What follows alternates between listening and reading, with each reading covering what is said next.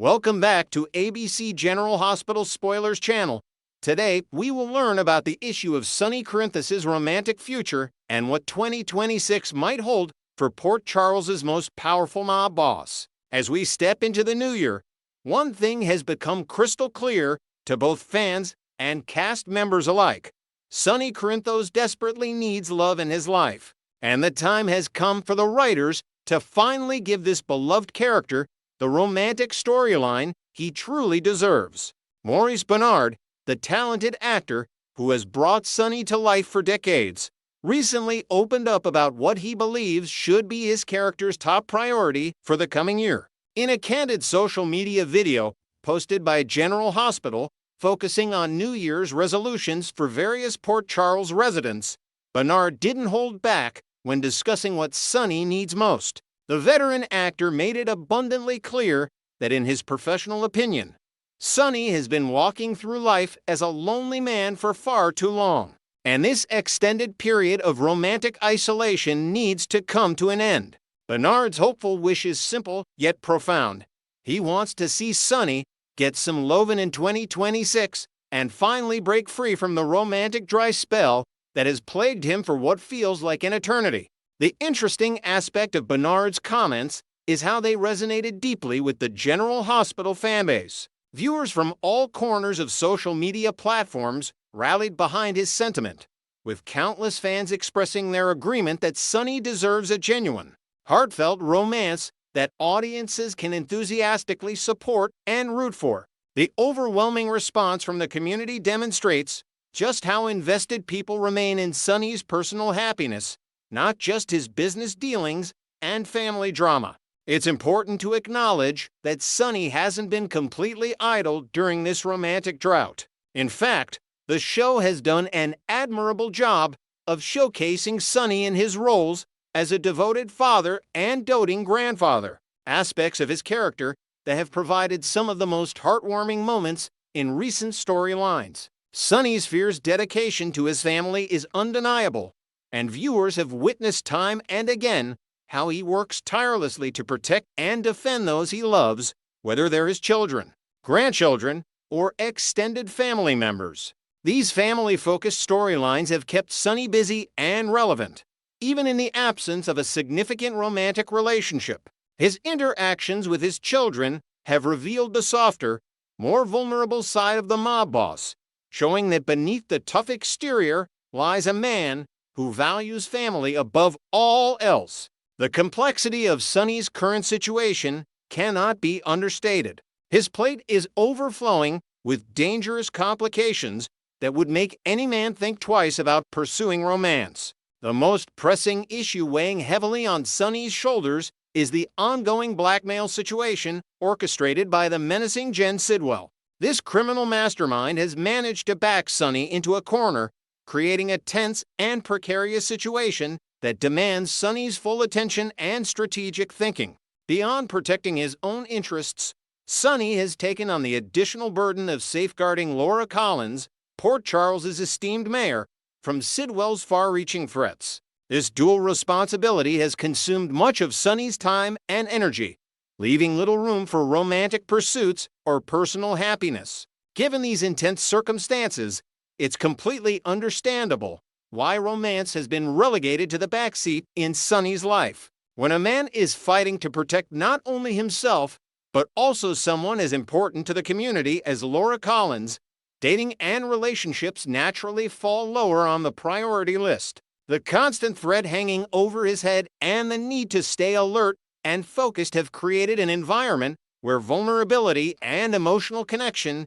seem like luxuries Sonny simply cannot afford at this moment in time. Astute General Hospital viewers have noticed that the show's writers appear to have been carefully and deliberately laying groundwork for a potential romantic storyline involving Sonny and Assistant District Attorney Justine Turner. This slow-burn dynamic has been building gradually throughout recent episodes, with the two characters engaged in what can only be described as a complex dance of mutual manipulation. Both Sonny and Justine have been using each other for their own purposes, creating a fascinating power dynamic filled with tension, intrigue, and undeniable chemistry. The writers seem to be teasing the possibility that this professional manipulation and strategic partnership could eventually evolve into something far more personal and romantic. While this transformation from adversaries to lovers didn't materialize in 2025 as some fans might have hoped,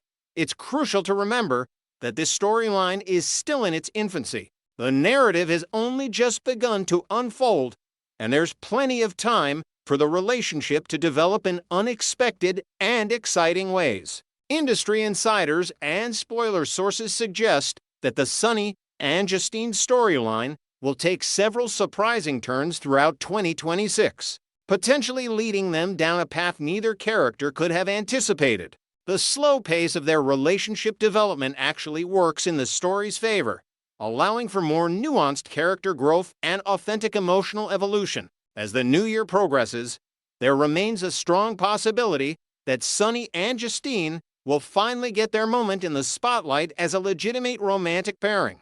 The foundation has been laid, the chemistry is present, and the circumstances could align to push them together in ways that feel organic and earned rather than forced or rushed. Their shared understanding of the complicated world they both inhabit, Sonny as a mob boss and Justine as an ADA, creates a unique connection that few others could understand or appreciate. That said, not everyone in the General Hospital viewing audience is convinced that Justine is the right woman for Sonny. A significant portion of the fanbase has expressed skepticism about the pairing, with many viewers admitting they're simply not feeling the romantic vibe between these two characters. The chemistry that works so well in terms of tension and manipulation hasn't yet translated into the kind of romantic spark that makes viewers swoon and root for a couple to succeed.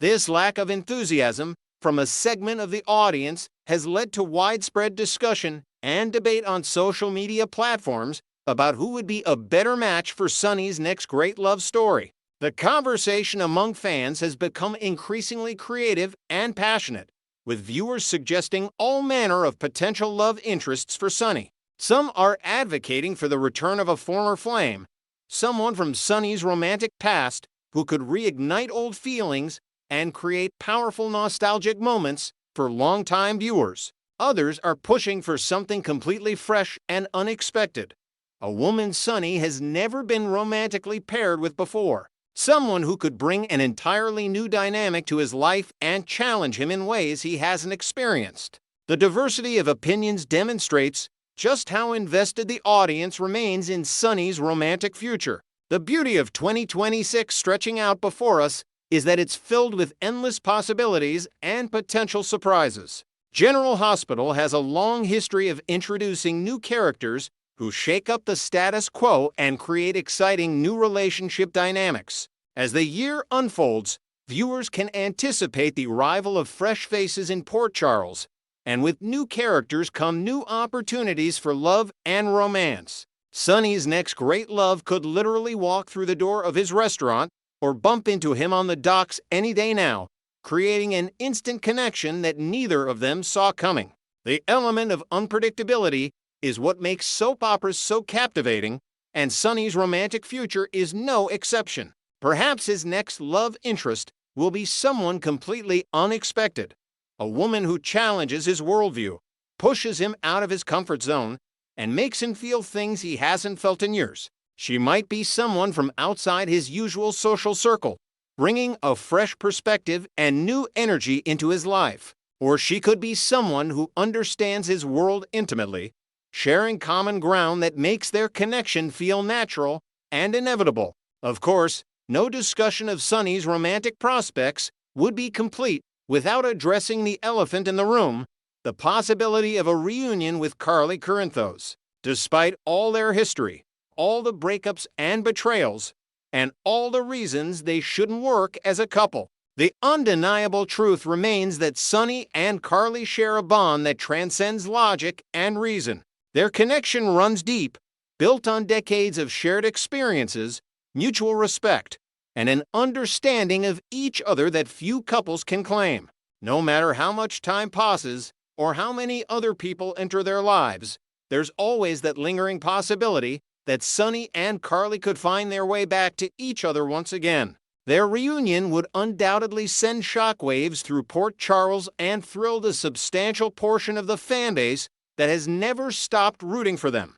Equally intriguing is the potential for Sonny and Nina Reeves to rekindle their romance. Their relationship was passionate, intense, and ultimately complicated by circumstances beyond their control.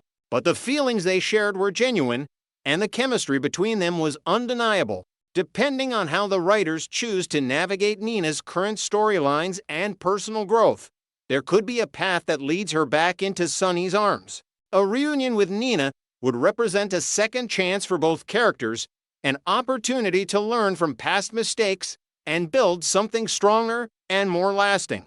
The speculation and anticipation surrounding Sonny's romantic future speaks to the enduring appeal of his character and the audience's investment in his happiness. After everything Sonny has been through, the losses, the betrayals, the violence, and the loneliness, fans desperately want to see him find genuine joy and contentment in a loving relationship.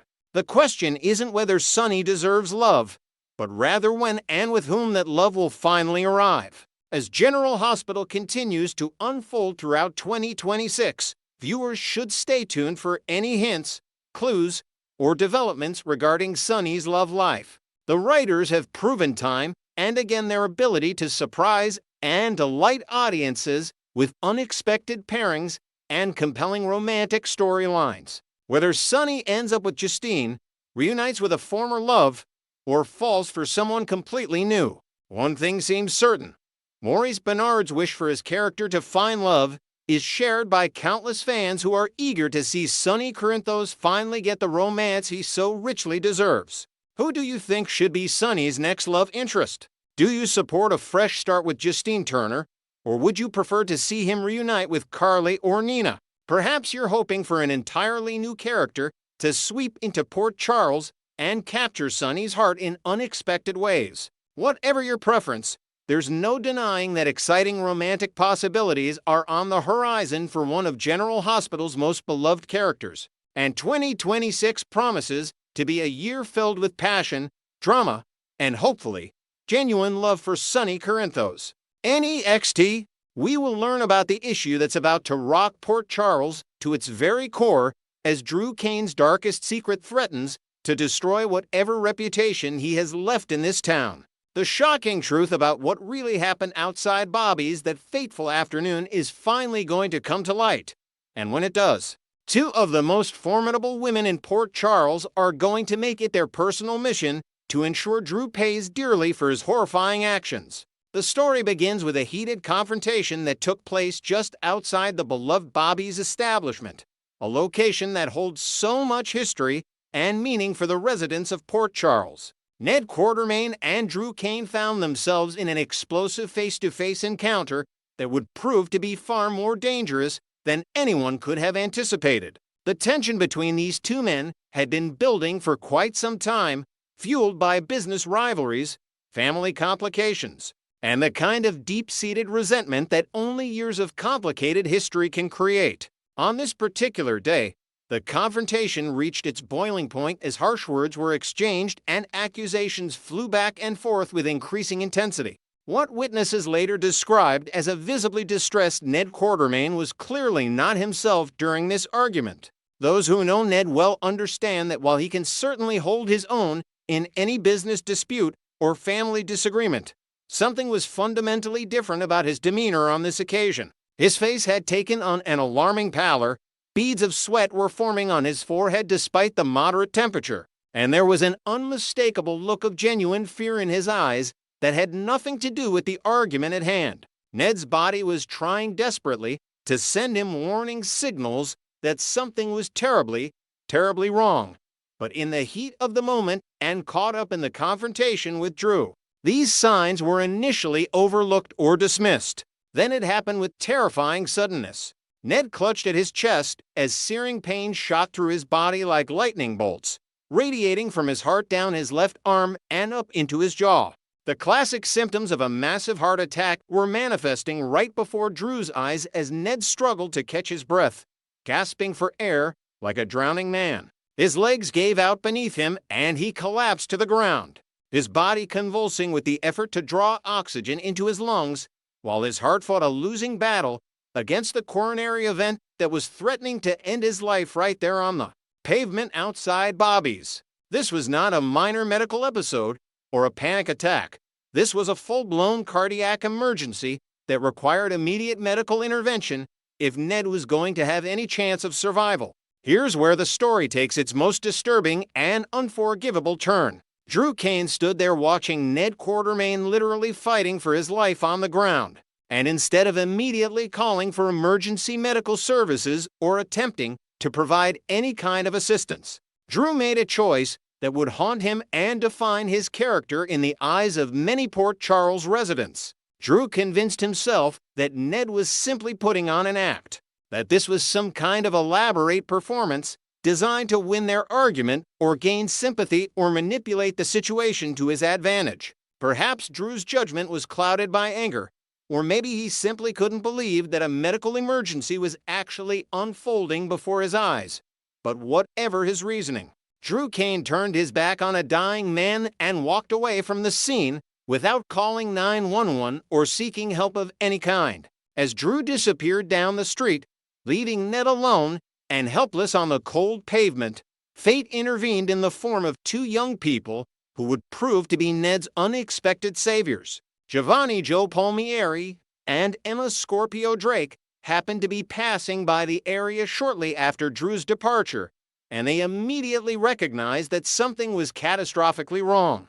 Unlike Drew, these two young people didn't hesitate for even a second. They didn't question whether Ned's distress was genuine or stop to consider whether they might be inconvenienced by getting involved. Instead, they sprang into action with the kind of quick thinking and compassionate response that represents the very best of humanity. Emma, drawing on her medical knowledge and training from growing up around so many doctors and healthcare professionals, immediately assessed the situation and recognized the signs of a cardiac event. She wasted no time in pulling out her phone and contacting someone who could provide immediate medical guidance. In a stroke of incredible fortune, Emma was able to reach Britt Westburn, whose medical expertise would prove absolutely crucial in keeping Ned alive during those critical minutes before the ambulance could arrive. Britt talked Emma through the necessary steps to take, providing instructions on positioning, checking vital signs, and monitoring Ned's condition, while Joe worked to keep Ned conscious and alert, talking to him constantly and reassuring him that help was on the way and that he needed to hold on just a little bit longer. The emergency medical team arrived with sirens blaring and lights flashing, and Ned was quickly loaded into the ambulance for the rush to General Hospital. Every second counted as the paramedics worked frantically to stabilize his condition during the transport, administering medications and monitoring his heart rhythm as they raced through the streets of Port Charles. At the hospital, the cardiac team was standing by and ready to take Ned directly to the operating room, where skilled surgeons would perform the emergency procedures necessary to save his life. The surgery was long and complicated, fraught with moments of uncertainty and critical decisions, but ultimately the medical team's expertise and dedication paid off. Ned survived the operation and was moved to the cardiac care unit, where he could be closely monitored during the crucial recovery period. In the days and weeks following his brush with death, Ned Quartermaine has made remarkable progress in his recovery. His vital signs have stabilized, his heart function has improved, and he's been following all of his doctor's orders regarding medication, rest, and cardiac rehabilitation. Family and friends have been visiting regularly, offering support and encouragement as Ned works to regain his strength and process the traumatic experience he endured. Throughout this entire recovery period, however, Ned has remained conspicuously silent about one crucial detail: Drew Cain's role in what happened that day outside Bobby's. Ned hasn't told the doctors, he hasn't told the nursing staff, and most importantly, he hasn't told Tracy or Olivia about how Drew walked away and left him to die alone on the street. But secrets have a way of coming out in Port Charles, and this particular secret is far too explosive to remain buried forever. Whether Ned finally decides to break his silence and reveal the truth about Drew's abandonment, or whether the information comes to light through some other means. The day of reckoning is rapidly approaching. Perhaps Ned will let something slip during a conversation when his guard is down. Or maybe Emma or Jill will mention something that raises questions and leads to further investigation. It's even possible that security footage from nearby businesses will surface, showing exactly what transpired outside Bobby's that afternoon. However the truth emerges, the revelation is going to send shockwaves through the Quartermaine family and beyond. When Tracy Quartermaine gets wind of what Drew did to her beloved Ned, her reaction is going to be nothing short of nuclear. Tracy is not a woman who forgives easily under the best of circumstances, and this situation is about as far from the best of circumstances as one could possibly imagine. Tracy will be absolutely beside herself with rage, her mind immediately turning to thoughts of retaliation and revenge against the man who left her son for dead. She'll be plotting and scheming, thinking of ways to make Drew's life as miserable as possible, considering how to use her considerable resources and influence to destroy him both professionally and personally. But before Tracy can fully implement whatever revenge plan she's concocting, Olivia Quartermaine is going to beat her to the punch. Olivia, who has already been through so much and has such a fierce protective instinct when it comes to Ned, is going to absolutely lose her mind when she discovers what Drew did. Unlike Tracy, who might take a more calculated approach to her revenge, Olivia is going to go straight for the confrontation. She won't waste any time on subtle manipulation or behind-the-scenes machinations. Instead, Olivia is going to hunt Drew down and unleash the full fury of her rage directly in his face. And it's going to be a scene that anyone who witnesses it will never forget. Picture Olivia cornering Drew somewhere he can't easily escape, perhaps at the Metro Court or even right there at General Hospital, and just completely tearing into him with every ounce of anger and disgust she's feeling. She'll remind him in excruciating detail exactly what could have happened to Ned because of Drew's callousness and cowardice. She'll paint a vivid picture of how Ned could have died alone on that street, how his last moments could have been filled with fear and pain and abandonment, how his family would have been left without answers and devastated by grief. Olivia will make sure Drew understands the full weight and consequences of his actions, and she'll likely warn him in no uncertain terms that karma has a way of catching up with people and that he should be watching his back because what goes around definitely comes around. When Tracy finally gets her chance to confront Drew,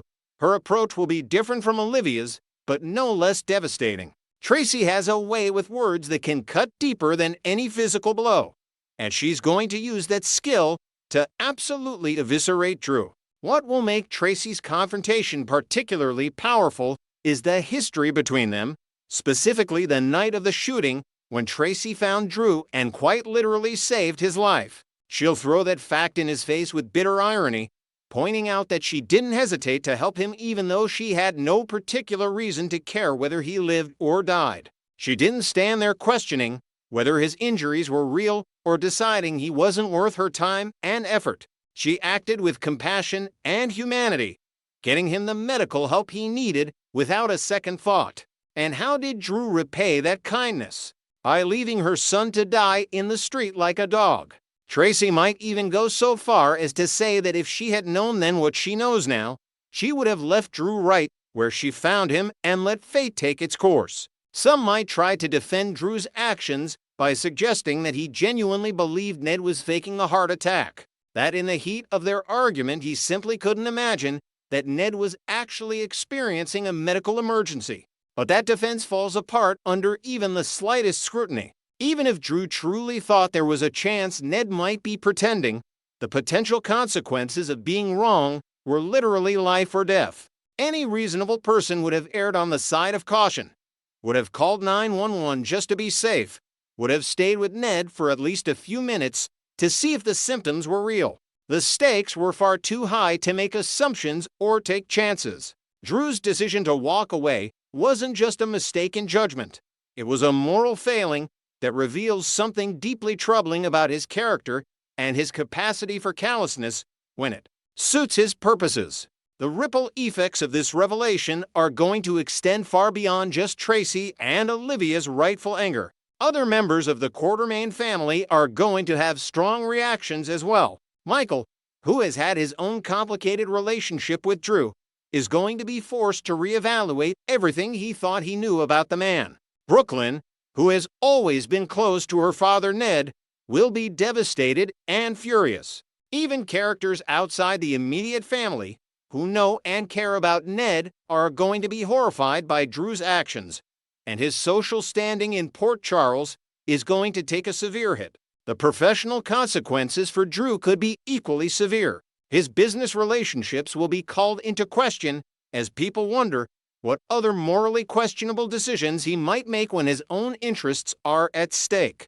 Partners and associates may start to distance themselves, not wanting to be associated with someone capable of such callous disregard for human life. Drew's reputation, which has already taken some hits over the years due to various scandals and controversies, may never fully recover from this particular revelation. General Hospital spoilers indicate that Drew Cain is about to face the full force of consequences for his actions outside Bobby's that day, and it's going to be a reckoning unlike anything he's experienced before. When Tracy Quartermaine and Olivia Quartermaine learn the truth about how Drew left Ned to die, they're going to make it their mission to ensure everyone in Port Charles knows exactly what kind of man Drew really is. The monster who walked away from a dying man is about to discover that some actions can't be explained away or forgiven, and that the wrath of to determine Quartermaine women is something to be genuinely feared.